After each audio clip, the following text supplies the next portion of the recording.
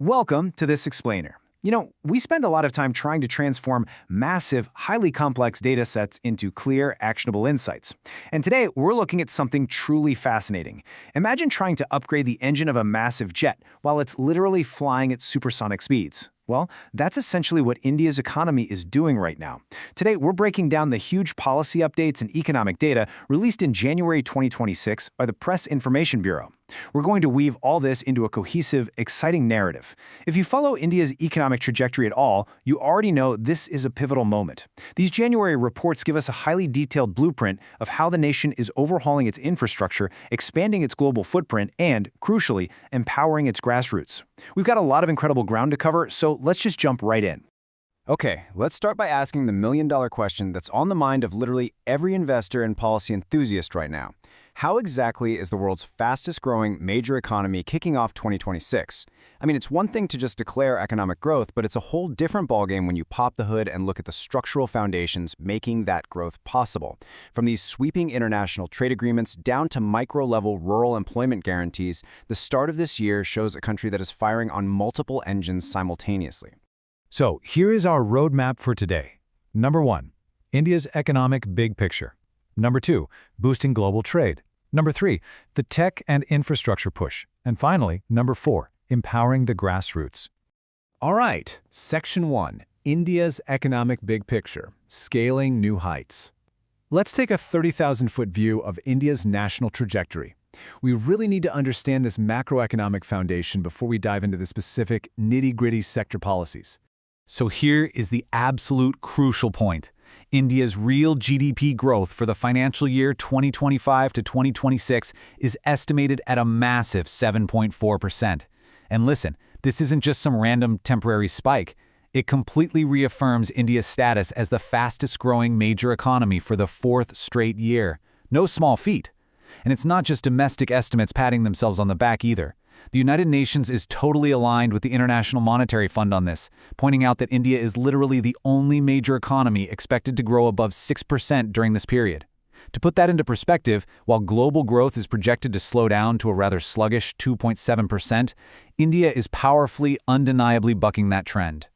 And this momentum, it's just off the charts. We're looking at real GDP levels hitting nearly 202 lakh crore rupees. So what is actually driving this massive engine?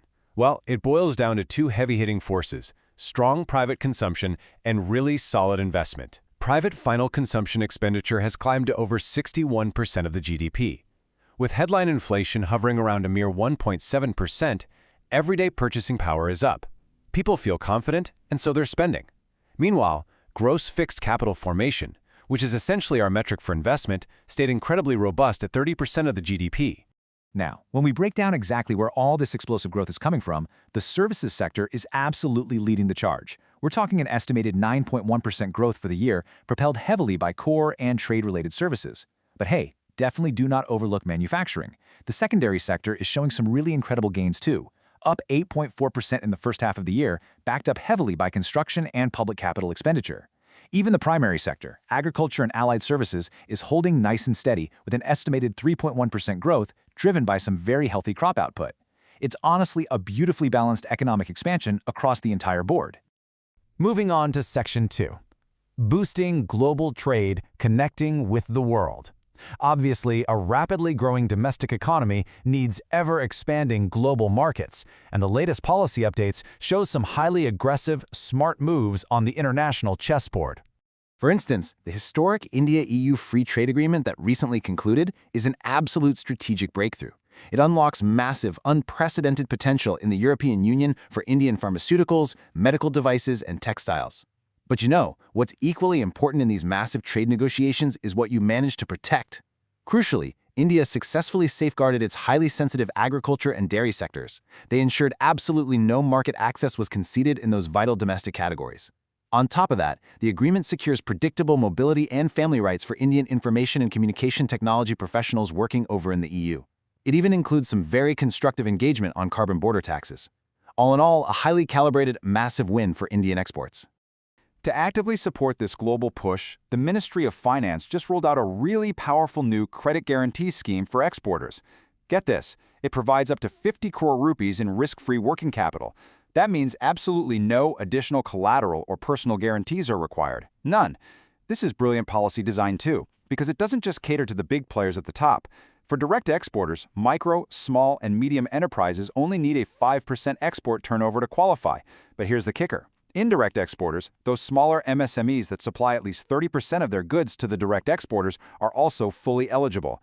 So the money actually flows down the entire supply chain, not just to the companies physically putting the boxes on the cargo ships.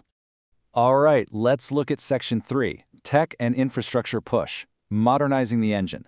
Because let's face it, you cannot be a global export hub without a highly modernized domestic engine to back up the whole operation.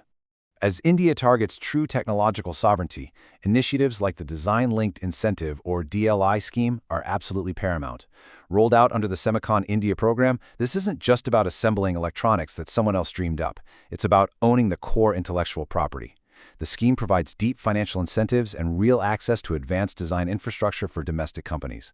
Paired with the Chips to Startup program, India is rapidly building a massive talent pipeline in semiconductor innovation. Get a load of this. 10 massive semiconductor projects have already been approved, worth nearly 1.6 lakh crore rupees. I'll let that sink in for a second. 1.6 lakh crore. India is rapidly shifting from being just a consumer of global tech to a foundational creator. But having these big, flashy projects is one thing. Actually, getting them built is another. That's exactly why the Prime Minister's PRAGIT platform is such a game changer. It fast-tracks project delivery by smashing through bureaucratic silos. Its impact hits 3 absolutely critical dimensions. Economically, preventing delays stops massive cost escalations and accelerates the economic returns of the asset. Socially, it means citizens actually get their roads, water, and broadband much faster. And environmentally, it enforces strict sustainability monitoring so this rapid modernization doesn't just bulldoze over ecological standards. It's essentially an accountability engine for national growth. Which brings us to Section 4, Empowering the Grassroots, Inclusive Growth. Because true, sustainable national development isn't just about high-tech semiconductors, international trade agreements, or massive top-down infrastructure. It's fundamentally about empowering everyday citizens. To address past employment gaps and operational inefficiencies, the government enacted a major legislative upgrade this year. The Viksit Bharat Guarantee for Rozgar and Ajivika Mission Gramin Act completely modernizes the previous rural employment framework. It steps up the guarantee to 125 days of wage employment per rural household every single year. But listen, it's not just about keeping people busy for the sake of it.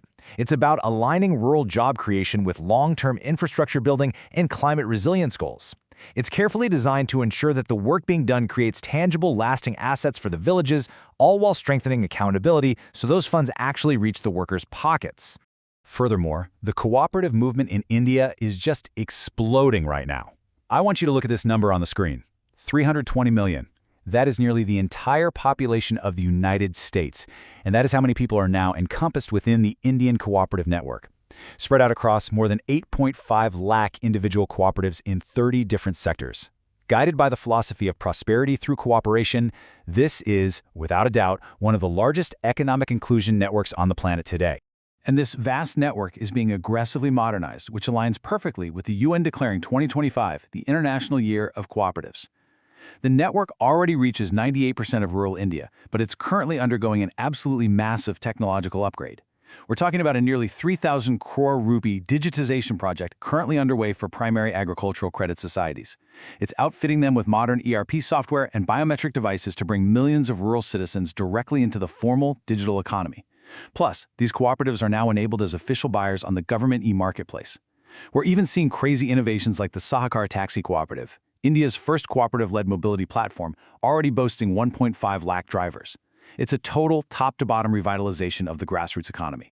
So, as we wrap up this explainer, I want you to consider how these interconnected pillars of growth, a booming 7.4% GDP, strategic global trade expansion, high-tech semiconductor ambitions, and deep, digitized grassroots empowerment will shape not just India, but the entire global economy in the coming decade. The structural foundation is very clearly laid out in these January 2026 reports, but looking at the sheer momentum across all these developments, I want to leave you with this provocative thought. With immense macro growth driven by cutting-edge tech and grounded in inclusive grassroots empowerment, what specific sector do you think will lead India's next massive leap forward? Thank you so much for joining me on this explainer, and remember, always keep questioning the data